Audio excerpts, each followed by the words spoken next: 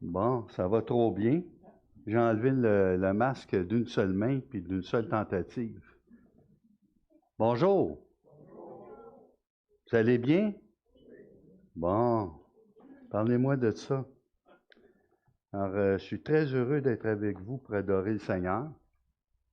Toute chose qu'on fait, c'est pour adorer le Seigneur. La prédication, ce que les gens appellent la prédication, moi, c'est ce que j'appelle l'enseignement didascalique, parce que je suis le didaskalos. Ah là, vous dites, ben, il va-tu parler tout le long comme ça, on va le perdre, OK? C'est le didaskalos, c'est le maître, c'est l'enseignant. C'est vers lui qu'on tourne les regards. Puis toute chose dans un culte n'est pas faite par tradition, est faite pour l'adoration. Et dès l'instant que les musiciens jouent, dès l'instant que les annonces sont faites, celui qui préside, préside avec zèle. Dès l'instant que les partages sont faits, le partage par le président, dès l'instant qu'on entend, et j'ai hâte d'entendre vos voix prier, chanter, et ça s'en vient, on le voit, hein? OK, Dieu voulant, selon sa volonté, hein? On dit toujours selon sa volonté. Puis l'enseignement. Alors, sans plus tarder, ce que je vais faire, la première chose, on va se courber, puis on va rendre grâce à Dieu pour ce privilège que nous avons d'entendre la parole ce matin. Ensuite, on fera la lecture, puis on va avoir une tonne de plaisir. Alors, Seigneur, notre Dieu, notre Père, tu veux des adorateurs en esprit et en vérité. Je te prie d'ouvrir le cœur de ceux qui ne te connaissent pas ici, afin que tu te révèles à eux. Et pour nous qui disons te connaître, que notre cœur puisse être ouvert de façon à ce qu'on t'obéisse, de ce qu'on offre un sacrifice qui te soit agréable, que tu agrées notre conduite, notre confession, notre combat à lutter avec toi, pour toi, par toi. Et notre Dieu, merci pour ce grand privilège que nous avons dans ce pays encore de pouvoir ouvrir la Bible et de pouvoir nous instruire. Et Seigneur, donne-nous de semer ta parole avec zèle. Et Père, je te prie par le nom puissant de Jésus-Christ, notre Seigneur. Amen. Bon. Vas-y, Pierre. Oh! Surprise pour la communauté espagnole, hein? On a le texte en dessous aussi. Hein? Hey! Fait qu'on initie. C'est bien? Fait que, mais moi, ça s'arrête là. Je lis en français. Vous lisez en espagnol dans votre tête. C'est bien? OK? Alors, je fais la lecture. Et après, je commande. Donc, on est dans Luc 7. Je remercie, alors 79, non, Luc 7. C'est bien, Monique. OK. Vous savez qu'on est en famille. Alors, même si on est filmé, on est en famille. Alors, vous pouvez venir nous voir. C'est possible. Alors, Luc 7. Rentrez dans votre imaginaire. Rentrez dans votre imagination.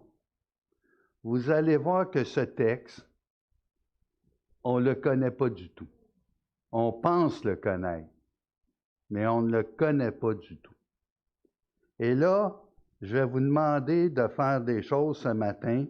On va aller participer au repas que Simon fait l'invitation qu'il fait à Jésus. Il s'appelle Simon, le pharisien. Puis je vais corriger énormément de choses dans le premier message. Et comme à mon habitude, je vais m'arranger pour pas finir, pour le finir au deuxième. Un pharisien pria Jésus de manger avec lui. Donc, on est dans Luc 7, 36, mais vous pouvez suivre ma voix. Essayez de rentrer dans l'histoire. Un pharisien pria Jésus de manger avec lui. Jésus entra dans la maison du pharisien et se mit à table. Et voici une femme pécheresse qui se trouvait dans la ville, ayant su qu'il était à table dans la maison du pharisien, apportait un vase d'albâtre plein de parfums et se tint derrière, aux pieds de Jésus. Elle pleurait. Et bientôt, elle lui mouilla les pieds de ses larmes, puis les essuya avec ses cheveux, les baisa et les oignit de parfum. Le pharisien qui l'avait invité, voyant cela, dit en lui-même, « Si cet homme était prophète, il connaîtrait qui et de quelle espèce est la femme qu'il touche, il connaîtrait que c'est une pécheresse. » Jésus prit la parole et lui dit, « Simon, j'ai quelque chose à te dire. »« Maître, parle, répondit-il. Un créancier avait 2 débiteurs. L'un devait 500 deniers et l'autre 50. Comme il n'avait pas de quoi payer, il leur remit à tous 2 leurs dettes. Lequel l'aimera le plus? Simon répondit, « Celui, je pense, auquel il a le plus remis. » Jésus lui répondit, « Tu as bien jugé. »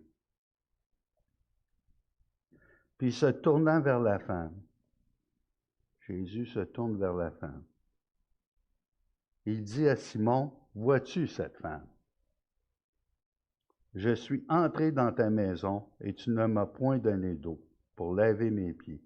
Mais elle les a mouillés de ses larmes et les a essuyés avec ses cheveux. Tu ne m'as point donné de baiser, mais elle, depuis que je suis entré, elle n'a point cessé de me baiser les pieds. Tu n'as point versé d'huile sur ma tête, mais elle a versé du parfum sur mes pieds. C'est pourquoi je te le dis, ses nombreux péchés ont été pardonnés, car elle a beaucoup aimé.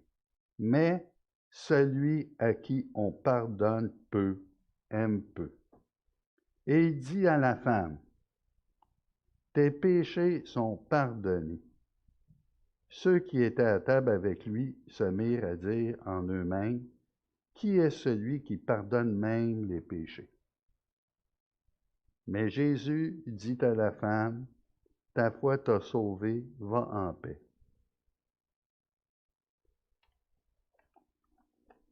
Un passage bien plate. Il n'y a rien qui se passe.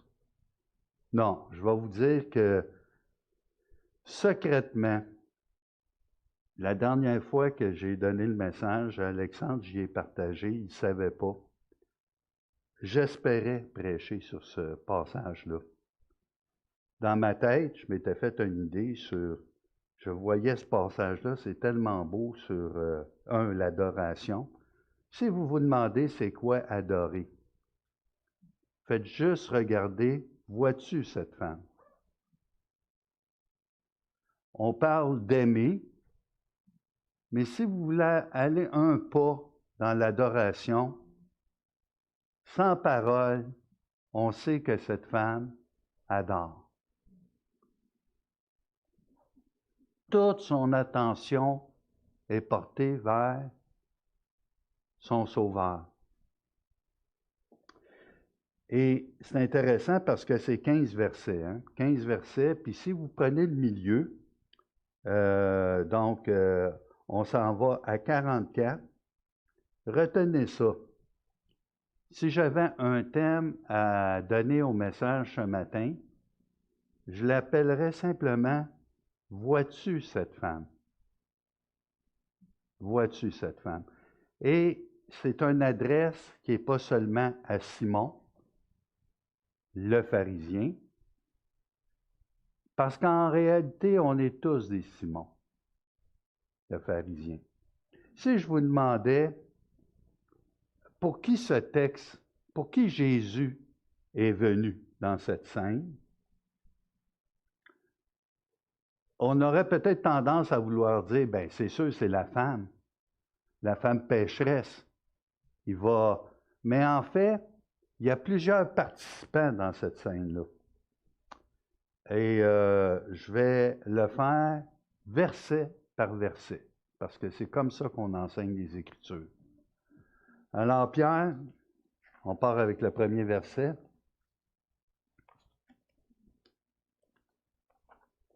Un pharisien pria Jésus, en d'autres mots, l'invita. OK? C'est ce que ça veut dire, pria ici. Il a lancé l'invitation d'aller manger avec lui. Donc, c'était... Là, on peut...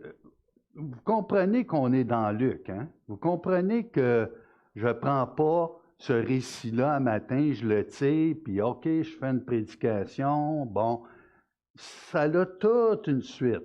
Puis vous savez, remémorez-vous ce qu'on fait dans la semaine. Quand Alexandre prépare ou je prépare un message, on traverse Luc avec une intention. Jésus est venu sauver ce qui était perdu. Hein? On l'a vu cette semaine. Pour ceux qui étaient à réunion avec nous mercredi, les évangiles ont une intention. Alors Jésus vient sauver ce qui était perdu. Ici, tu dis, ben c'est facile, c'est la pécheresse. Non, non, non. La pécheresse inclut. Simon inclut. Les convives inclus. Les invités inclus. Puis ceux qui se sont glissés le long du mur, imaginaire, rentrez avec moi là, on va rentrer dans la scène. Quelle heure est-il? Dans quelle ville sont-ils? Pourquoi Simon invite Jésus? C'est toutes des questions que vous devez vous poser pour bien comprendre la portée de ce message. Puis, ce pharisien invite Jésus à manger. Jésus entre dans la maison. Est-ce que c'est étonnant? C'est étonnant un peu parce que juste avant, il venait de parler de Jean-Baptiste. On dit que Jean-Baptiste avait un démon, puis où on dit que Jésus mange avec des gens de mauvaise vie, des publicains, Puis là, il accepte l'invitation du pharisien. Fait que nous, quand on pense pharisien, on pense en opposition. Un pharisien, Jésus. Vous comprenez? Un pharisien, vous savez que Nicodème, c'est un pharisien. Joseph d'Arimathée, c'est un pharisien. Le jeune homme riche qui demandait à Jésus comment entrer dans le royaume, c'est un pharisien. Donc, il ne faut pas mettre les pharisiens dans le même bain et dire qu'ils sont tous pareils.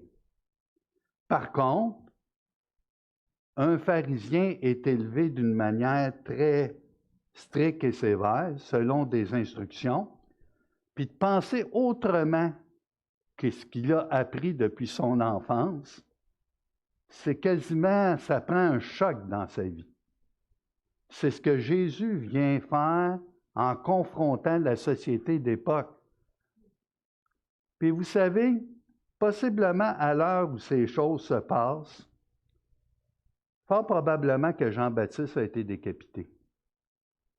Ça se passait à peu près dans le même temps.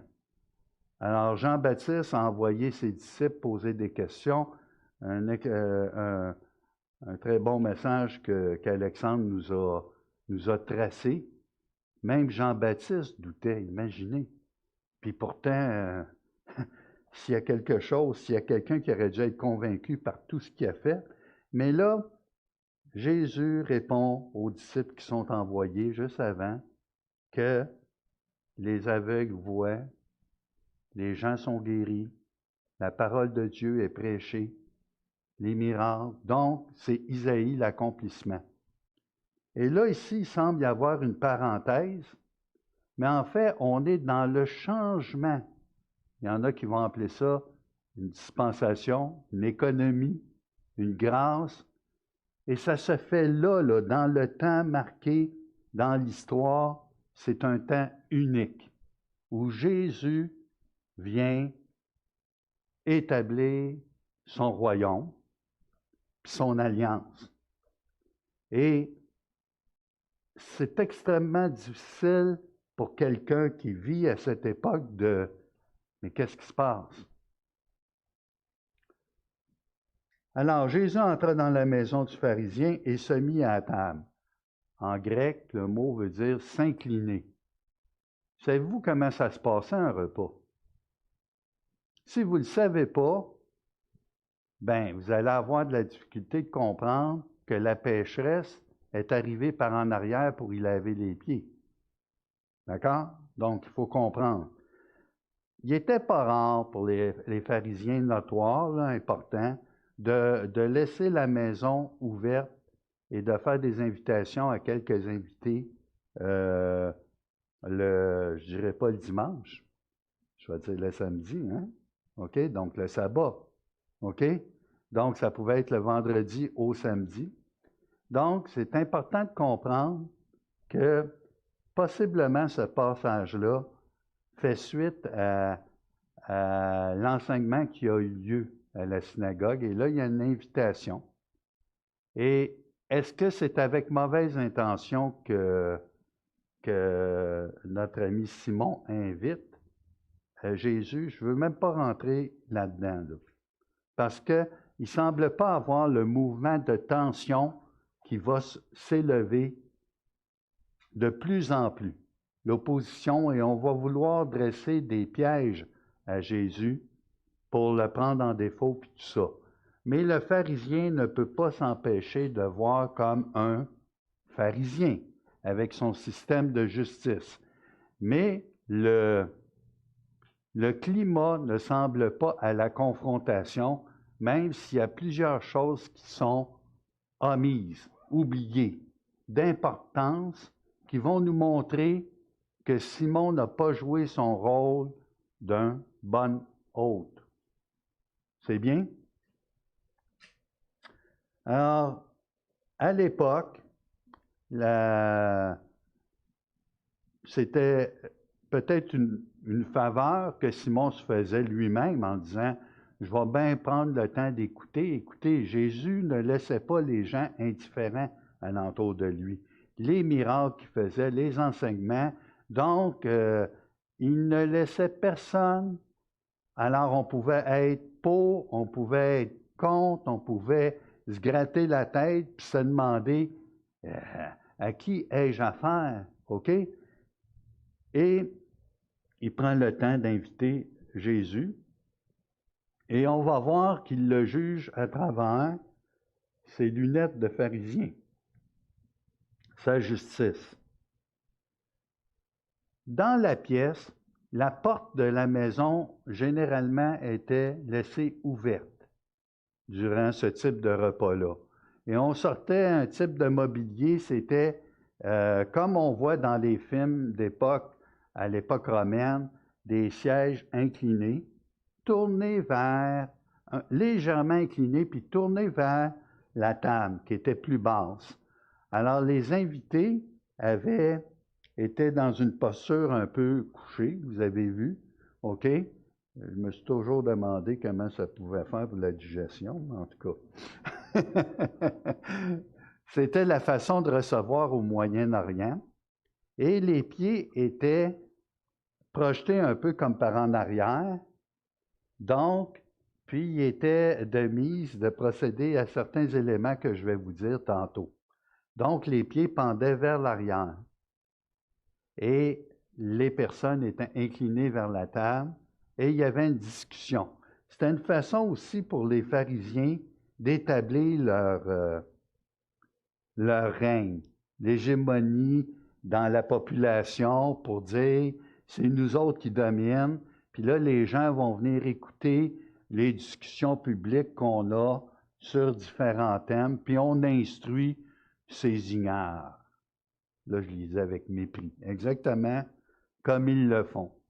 Alors, ces gens pécheurs, on va prendre le temps de leur expliquer la justice. Le mépris. Alors, là, Jésus est incliné avec d'autres invités. Combien qui sont, on ne sait pas. On ne sait même pas dans quelle ville.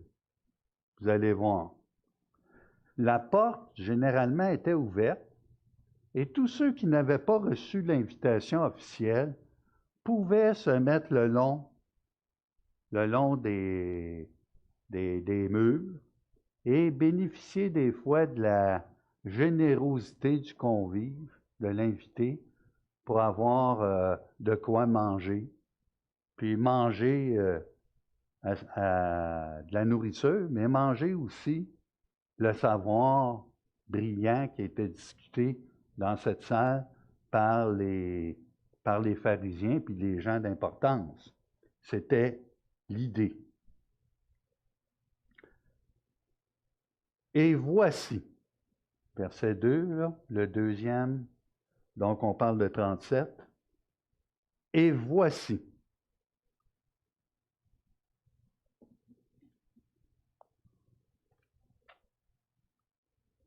Une femme pécheresse qui se trouvait dans la ville, ayant su qu'il était à table dans la maison du pharisien, apportant un vase d'albâtre plein de parfums, et se tint derrière, aux pieds de Jésus. Comprenez-vous la position?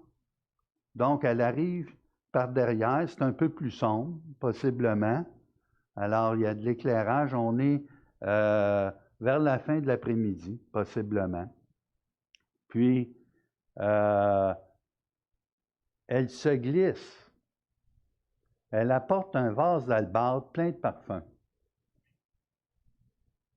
et se tint derrière aux pieds de Jésus. Elle pleurait. En d'autres mots, là, ça coulait.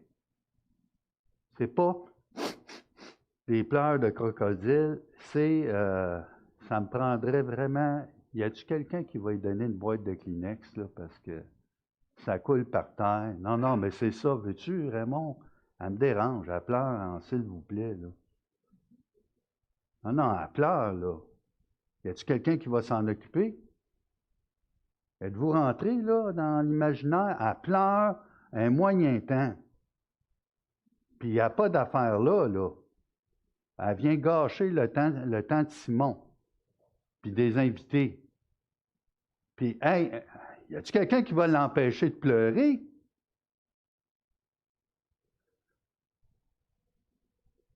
Oh non, elle détache ses cheveux. Oh non, non, non, non. Elle détache pas ses cheveux. Qu'est-ce qu'elle fait? Mais qu'est-ce qu'elle fait? Mais voyons donc, toi. Non! Voyez-vous cette femme? Pensez-vous que Simon l'a vue? Pensez-vous que Simon l'a vue? L'idée, c'est de savoir avec quelle paire de lunettes on va voir cette femme-là. OK? Elle vient gâcher le repas de Simon. Simon, il avait préparé au moins une douzaine de questions pour Jésus. Je suis certain qu'il y avait sa liste. Puis... Fait qu'elle arrive avec un vase. Ça peut être un flacon. Vous savez que les femmes étaient autorisées à porter un flacon de parfum de grande valeur. J'ai ça, là, des lectures tellement intéressantes, jusqu'à 400 pièces d'or. Je ne vous lirai pas le commentaire. Oui, je vais vous lire le commentaire pour vous montrer comment c'était une époque chauvin. Puis quand Jésus vient pour les femmes, les exclut, puis tout ça, c'est quand il y a même un rabbin qui a dit, même avec 400 pièces d'or, ils sont insatisfaits. Beau commentaire, hein? Fait que je lisais ça, mais pour moi, c'est important de vous le dire, c'est la condition d'une femme.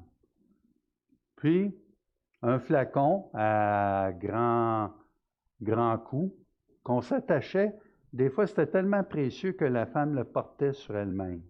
Donc, on n'est pas en mesure de dire ici, c'est-tu un vase ou le flacon, mais c'est des détails, mais qui ont leur importance.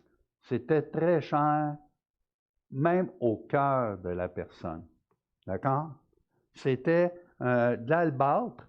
C'est comme du marbre taillé, du gypse, une pierre précieuse. Et le vase par lui-même était dispendieux. Le contenu était dispendieux. D'accord? Elle se tint derrière aux pieds de Jésus, elle pleurait et bientôt elle lui mouilla les pieds de ses larmes. Mouillé, là. Pas juste un petit peu humide. Elle les essuya avec ses cheveux. Écoute donc, y a-t-il quelqu'un qui va y amener une serviette? Non, non, mais Diane, les mouchoirs, on pourrait peut-être y en donner. Bon, OK. Mais, vous comprenez? C'est la scène, là. Il n'y a personne qui a bougé, là. Mais elle rendait les gens bien inconfortables. C'est comme quelqu'un qui rentre ici, là, puis en habit tout croche, puis il vient s'asseoir. L'as-tu vu? Non. Hey, tu l'as-tu vu?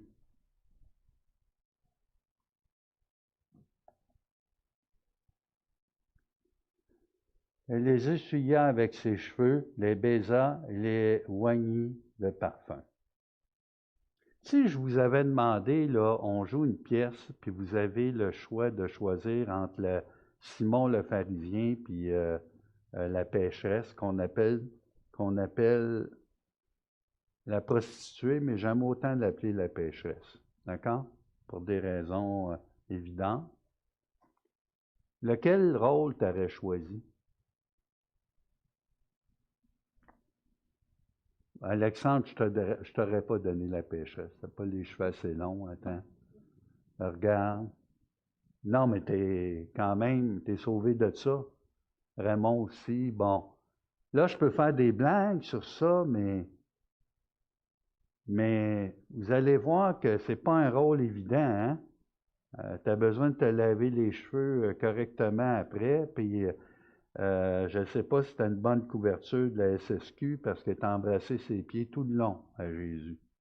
Puis ça devait pas être, ça devait être pas mal sale, hein?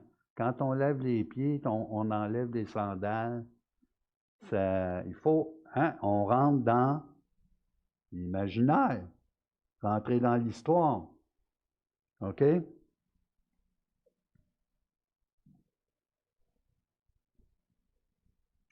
Le pharisien qui l'avait invité, voyant cela, dit en lui-même, qu'est-ce qu'il a dit? Pauvre femme, je suis un pharisien, c'est moi qui est responsable de la religion en Israël. Je devrais m'approcher et aller l'aider. C'est sûr qu'elle a besoin d'aide, cette femme-là. Puis, il faudrait peut-être savoir pourquoi elle pleure comme ça. Puis, est-ce que c'était ce qui touchait le pharisien? Le pharisien c'est triste, là, était préoccupé de se garder peu dans sa religion. Puis là, il se disait, si cet homme-là était prophète, donc tout de suite en utilisant cette expression-là, s'il était prophète, c'est qu'il est en train de dire, je pense pas qu'il soit, c'est sûr que c'est pas un prophète. Pourquoi? Il connaîtrait qui, et de quelle espèce est la femme qui le touche.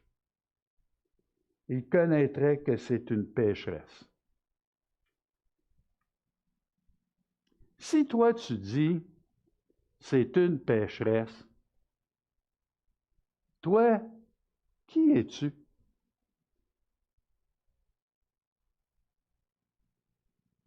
T'es pas un pécheur?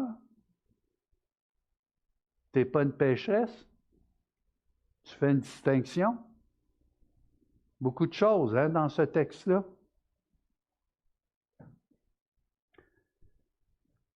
Alors là,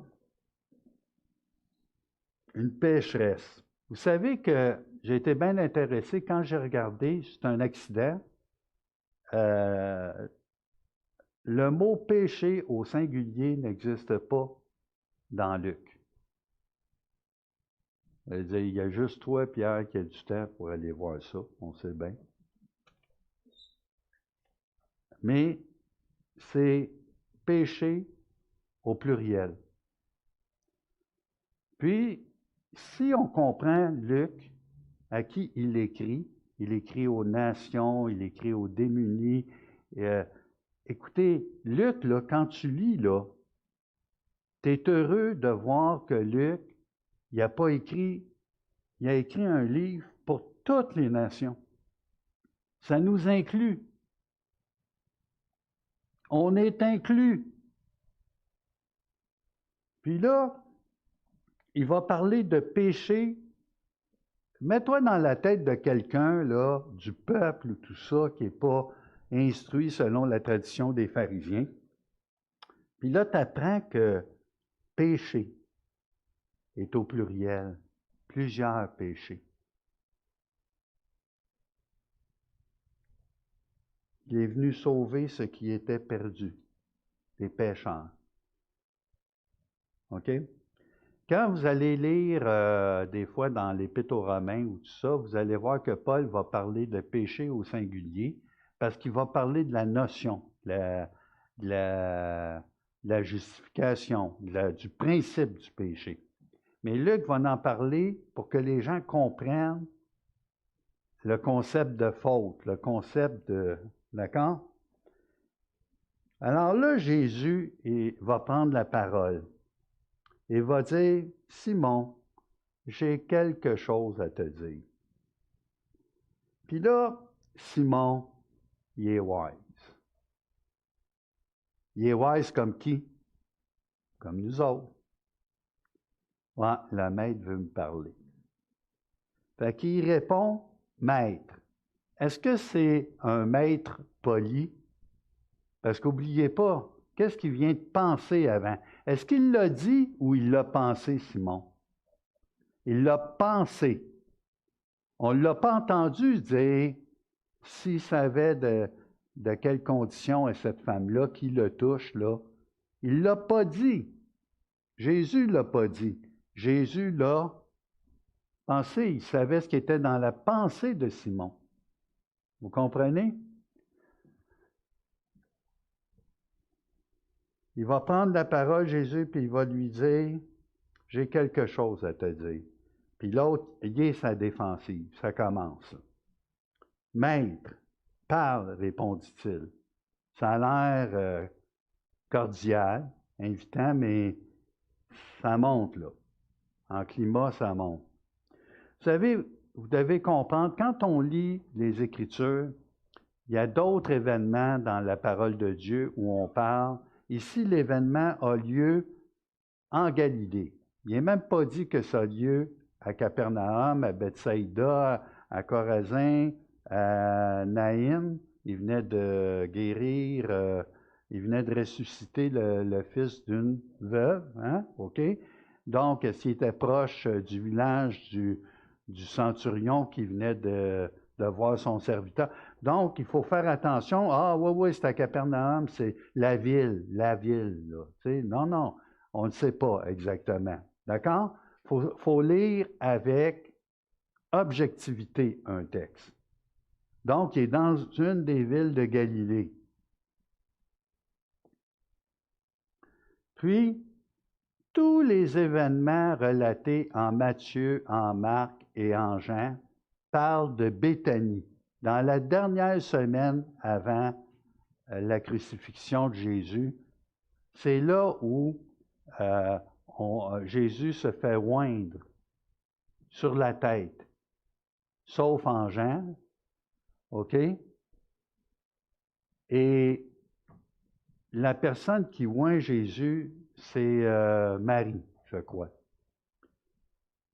Ça a lieu à Béthanie. On ne parle pas de cet événement-là. C'est tellement clair que c'est en Galilée, là. C'est tellement clair que quand vous lisez Luc, c'est dans la suite des choses. OK? Très important de comprendre ça. Puis je ne peux pas croire, à la somme de commentaires que j'ai lus, j'étais découragé de voir comment ça passait sur le radar des commentateurs. Alors, fiez-vous pas. Quand vous lisez les Écritures, Demandez au Saint-Esprit de vous guider. Prenez les notes qui sont indiquées, mais passez-les toujours au crible du Saint-Esprit. C'est très aidant de lire, c'est stimulant, mais prenez rien pour acquis. Regardez avec vos yeux, votre cœur, puis l'événement qui se passe ici, ce n'est pas celui de Béthanie dans la dernière semaine.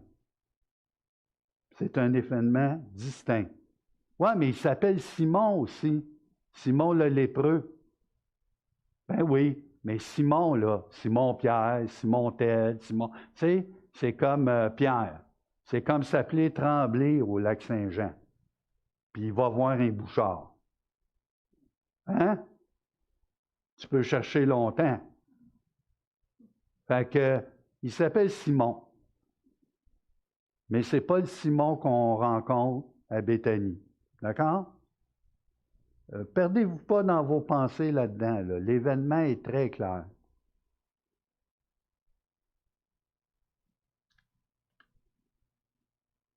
L'enseignement des paraboles, Alexandre va en parler dans la section qui s'en vient bientôt.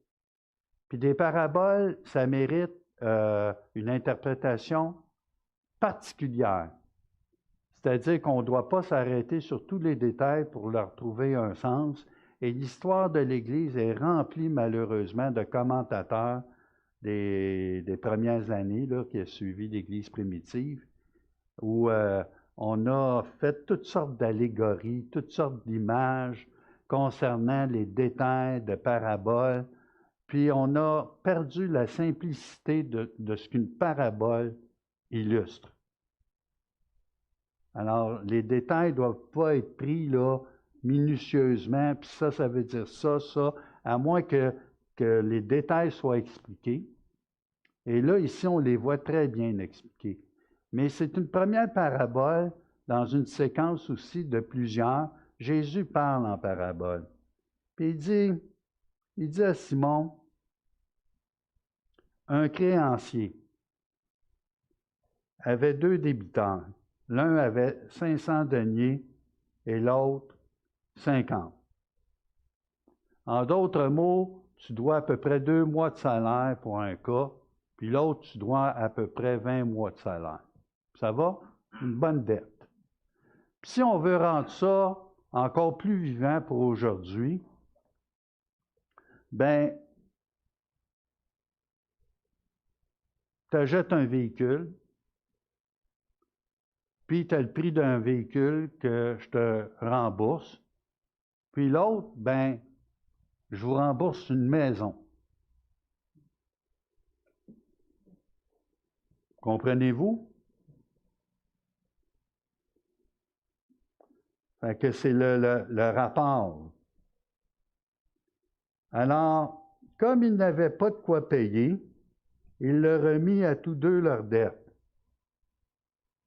Il y a un commercial qui dit, si la vie était comme ça, hein, ça serait trop beau, hein? Fait que tu vas voir ton banquier, oh, regarde, je file pas matin, pars avec ta dette, tu peux garder l'auto de la maison. Hein? Voyez-vous le côté un peu surréaliste de la chose, hein? C'est lequel l'aimera le plus?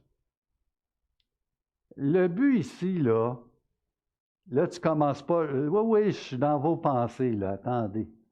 Je vais jouer au prophète. Essayez de voir ce que vous avez dans vos pensées. OK. Ben moi, j'aurais dit les deux vont l'aimer le plus.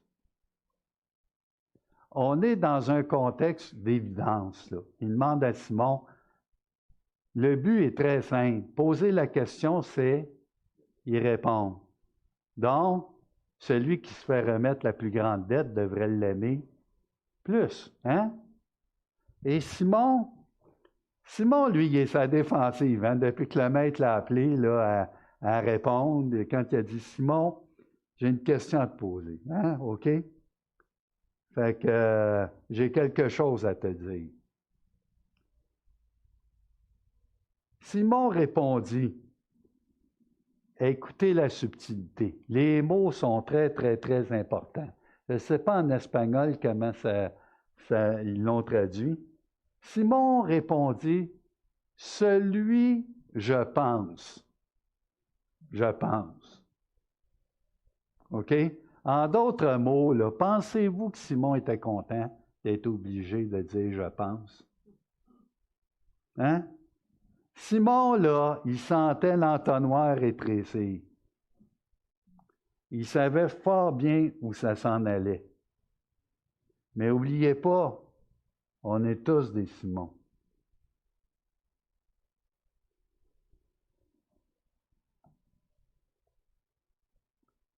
Celui, je pense, auquel il a le plus remis. Jésus lui répondit, lui dit-il, regardez Jésus. On nous a demandé de regarder cette femme, mais regardez Jésus. Jésus vient pour le pharisien. Jésus s'assoit avec les convives. Jésus connaît la pensée de leur cœur.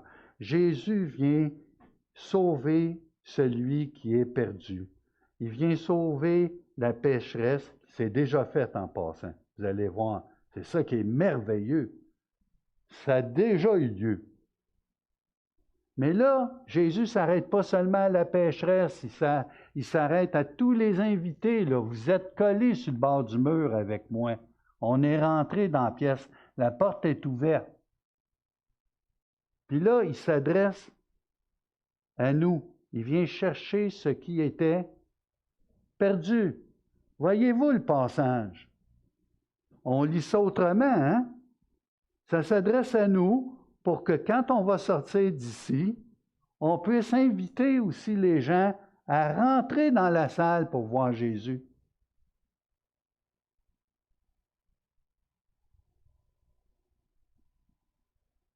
Là, Jésus lui dit, j'ose dire avec tendresse, tu as bien jugé. Et en tout cas, si ça avait été moi qui aurais répondu, j'y aurais dit, je pense. Bien, continue à penser, OK? Pense. Tu le sais ben trop, OK? Puis me répondre comme ça, arrête ta propre justice, là. Non, non. Tu as bien jugé. Il n'a pas dit, regardez, en bon québécois, Ouais. Commande, Simon. Hein? Commande. Je pense.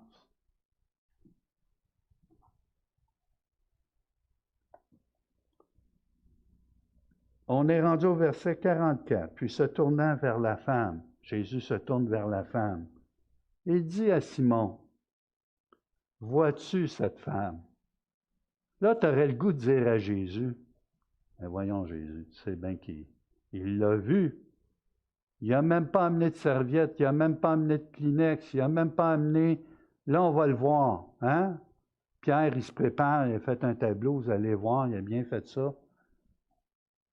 Regardez, c'est sûr que la femme, c'est en rose. Un petit peu difficile à voir, hein? Peut-être pour ceux qui sont dans le fond. OK? La femme, il dit à Simon, vois-tu cette femme? Je suis entré dans ta maison. Et quand il dit tu, c'est Simon. Quand il dit elle, c'est la femme pécheresse. Ça va? Mais tu ne m'as point donné d'eau pour laver mes pieds. On saute. Tu ne m'as point donné de baiser. On saute. Tu n'as point versé d'huile sur ma tête. On saute. C'est tout ce que Simon n'a pas fait. Mais elle a mouillé de ses larmes et elle a essuyé avec ses cheveux. Mais elle, depuis que je suis entré, ça fait combien de temps? Ça doit faire au moins 25, 30, 35 minutes. Qu'est-ce qu'elle fait? Elle n'a point cessé de me baiser les pieds. Enlève-toi, tu as pogné une maladie, la nécrose du pied, écoute, là, c'est épouvantable ce que tu fais. Il y a encore de la boue.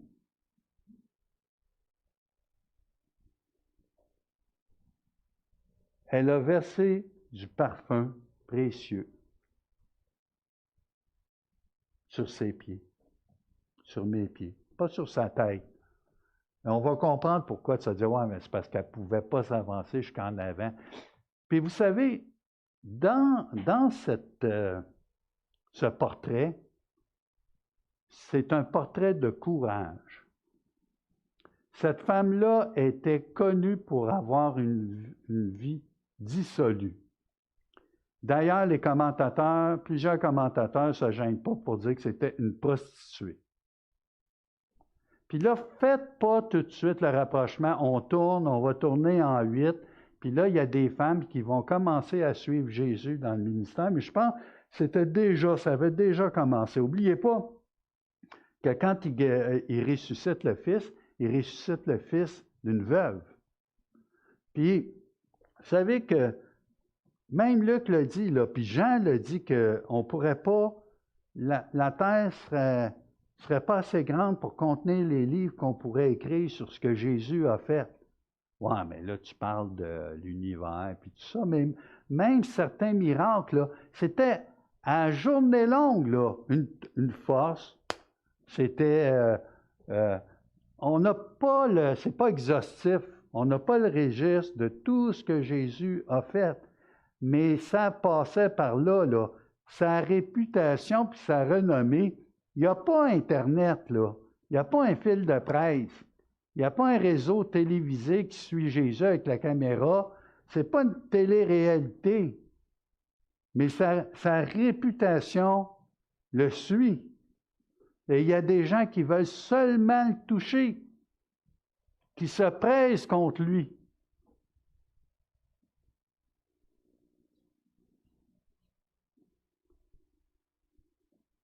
Lorsque un invité rentrait dans la maison, vous êtes avec moi là, dans l'imaginaire, dans le récit, un bon hôte donnait, il y avait généralement un serviteur dans la maison qui était désigné pour laver les pieds, dans bien des maisons. Puis, tu sais, quand tu commences au pied de l'échelle, là, bien, ce serviteur-là, il n'était même pas sur le premier barreau. Il était par terre.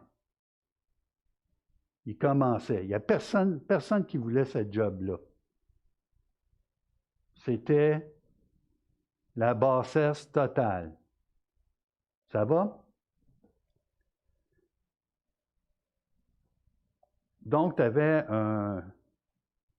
pas un écononia, pas un serviteur de maison, mais un serviteur désigné. Puis tu avais même un autre nom pour ce serviteur-là, tellement la tâche était ingrate. Vous rappelez-vous ce que Jean-Baptiste a dit concernant la courroie des souliers des sandales de Jésus? Oui. Pensez-vous qu'elle était tremblante, la pécheresse? Est-ce qu'on avait enlevé les sandales des pieds de Jésus? Je ne le sais même pas. Mais Simon avait manqué à des convenances connues au Moyen-Orient, puis connues surtout quand tu invitais des gens dans ta demeure. C'est quelque chose, il a traité Jésus d'un autre ordre. Il ne l'a pas traité en prophète. Il ne l'a pas traité, je vous dirais, avec les égards qu'il mérite. Puis là, toi, tu aurais le goût d'arriver. Admettons c'est sûr, c'est plate, je suis en temps de COVID, j'aurais invité Michel, puis j'aime ça le taquiner. Donc, j'aurais mis Michel, puis il aurait joué le rôle de Simon. Puis là, j'aurais dit, Simon, c'est parce que celui qui est devant toi, c'est ton Créateur. Celui qui est devant toi, c'est celui qui a le pouvoir de décider sur ton âme. Où ton âme va passer l'éternité. Jésus, le Fils de l'homme. Vous savez, j'étais très heureux. Cette semaine, ma femme était dans Daniel. Là, parce que ma femme, elle ne veut pas que je parle d'un incident, j'en parlerai pas. On va en parler après. Fait que là, c'est fait, OK? Cette semaine, on a été assez éprouvés. C'est celle que j'aime. Dieu m'a donné cette femme. Alors, c'est ça, Jésus est. Tu as le goût de dire à Simon, Simon, c'est ton maître, ton serviteur. Tu as peur d'être souillé par une pécheresse, mais lui s'approche de toi, puis toi, qui es-tu? Tu n'as même pas quelqu'un qui a lavé ses pieds. Alors, vous voyez le tableau qui était présenté. Trois choses.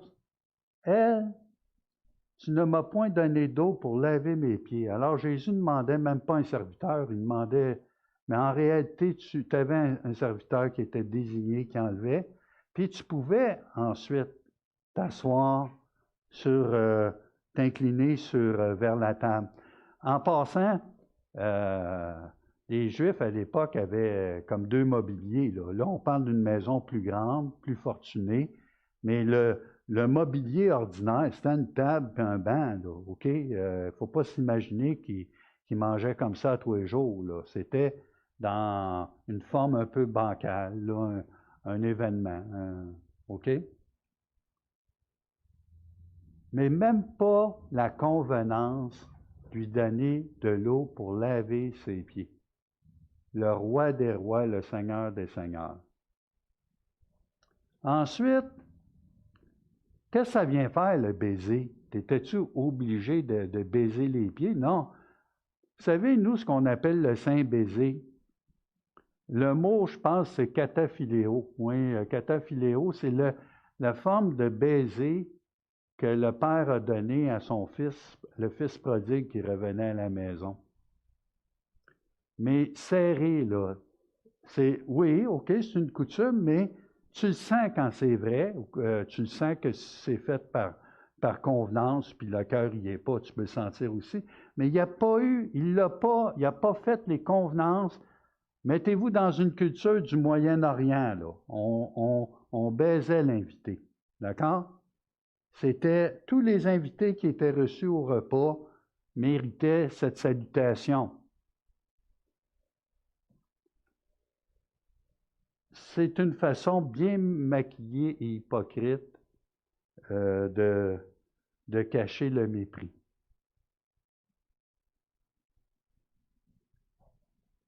Et il y avait une huile aussi parfumée, pas une huile d'olive, là, pas de la Bartoli, toute graisseuse qu'on te mettait sur la tête, c'était une huile fraîche avec un parfum frais. Et là, l'invité on lui versait sur la tête le visage, parce qu'au Moyen-Orient, le soleil te brûle, te chauffe. Donc, c'était une façon de bien recevoir son entourage pour passer un temps de qualité, des fois à 1h30, 2 heures, la soirée, on discute. Donc, c'était un rafraîchissement naturel qui se faisait. Une huile, pas nécessairement de grande valeur, mais la fraîcheur, puis tout ça. Quand on parle d'oindre, des fois, c'est le côté médicinal, le côté bien-être de la personne qui est en vue. C'était ce type d'huile qui était. Et là, OK, Pierre, ça va pour les pieds. Elle a pleuré, comme on dit en québécois, comme une madeleine. Puis en passant, c'est pas la fameuse Marie de Magdala. Enlevez ça là, de votre tête, ça. C'est venu dans la coutume catholique. Puis, alors, s'il mentionne Marie de Magdala au chapitre 8 à côté, il l'aurait mentionné tout de suite là aussi. Vous comprenez? Savoir lire les Écritures. Prendre le temps de lire la suite, la séquence. Ah oui, mais elle avait 7 démons, elle avait une vie dissolue. Ou l'autre, Jésus est marqué de tendresse et d'amour. Il ne rentre même pas dans ces détails-là de sa vie dissolue. Elle, avec ses larmes, elle le lave littéralement. Ensuite, elle baisse ses pieds, mais depuis le début du repas, lave les pieds. Vous avez vu il y a 2 semaines, quand Denis a présenté le petit vidéo de la femme adultère qu'on présente, qui vient à genoux devant Jésus, puis Jésus écrit à terre, puis tout le monde voudrait savoir ce qu'il est en train d'écrire, hein? OK? Avez-vous remarqué les cheveux de la femme? Les cheveux étaient défaits.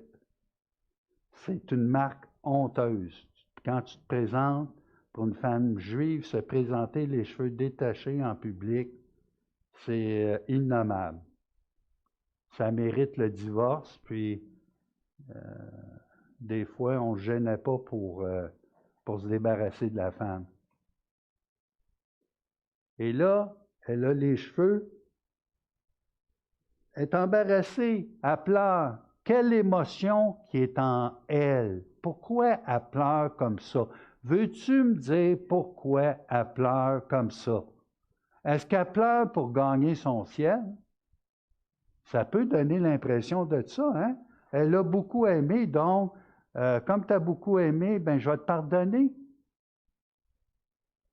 Il y a un mot qui n'existe pas, j'ai été bien étonné, peut-être en araméen ou en grec, dans ce que j'ai pu comprendre. C'est le mot gratitude. Si vous voulez savoir c'est quoi la gratitude, regardez cette femme.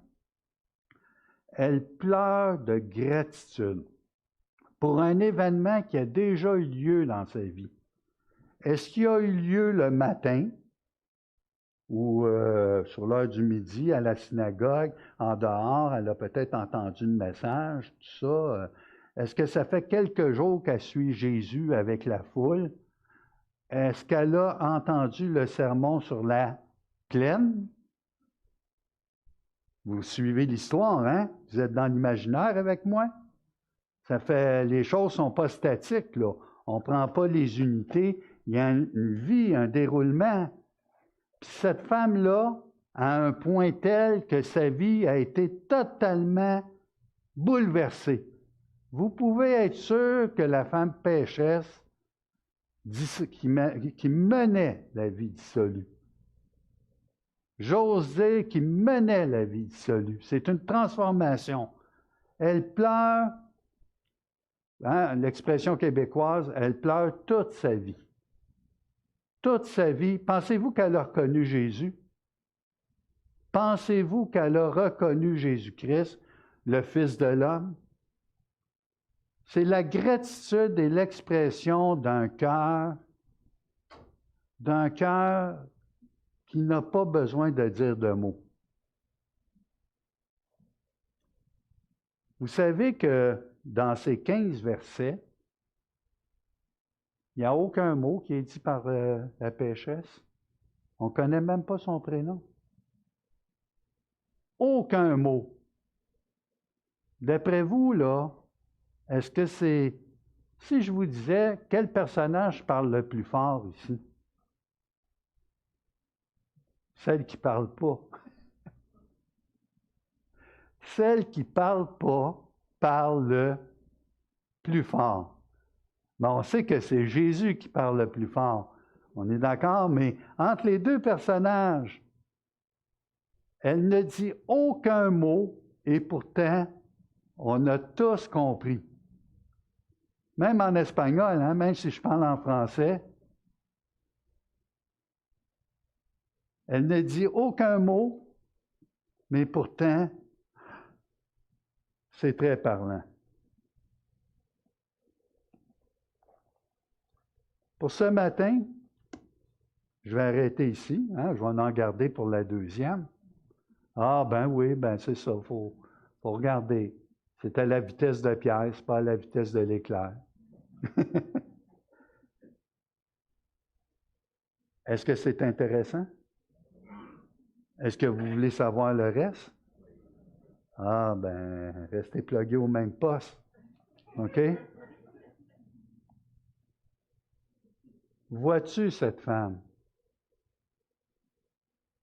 Cette femme exprime ce qu'on va voir en deuxième partie, un événement qui a déjà eu lieu dans sa vie. Et Jésus est venu même pour le fils ingrat qu'est Simon et pour nous tous, afin de nous sauver, ce qui était perdu. Et ce qu'il essaie de dire à Simon, Simon, tu es perdu, mais je t'aime d'un amour éternel. Et malgré ta religion, malgré la dureté de ton cœur, malgré le mépris que tu me portes, je prends le temps ici de venir chez toi. Et j'ai vu cette femme, et je voudrais que tu vois cette femme. Et tu l'as vue, mais pas de la bonne façon, de la bonne manière. Tu n'as point vu que le but, c'est pas la quantité des péchés que tu dois confesser. C'est marqué, la loi dit que si tu es coupable d'un seul, tu es coupable de tous les péchés. Plus loin, je pense que c'est dans Luc, peut-être Alexandre me rafraîchit, celui de la dette aussi, l'économe infidèle. Une dette tellement, ça aurait pris des vies et des vies et des vies et des vies. Le but, c'est pour payer la dette. Et quelle sera son attitude? C'est choquant.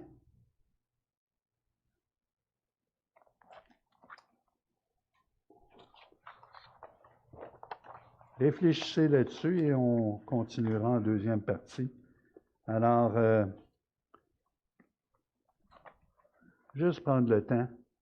Alors, Seigneur notre Dieu, merci de cet amour incommensurable que tu nous montres. Merci de la gratitude que nous pouvons avoir. Touche nos cœurs pour que nous saisissions et que nous ayons tout de suite le réflexe d'aller délier la courroie de tes sandales pour laver tes pieds, pour t'adorer. Et merci pour le temps que tu nous as donné, Père. Amen.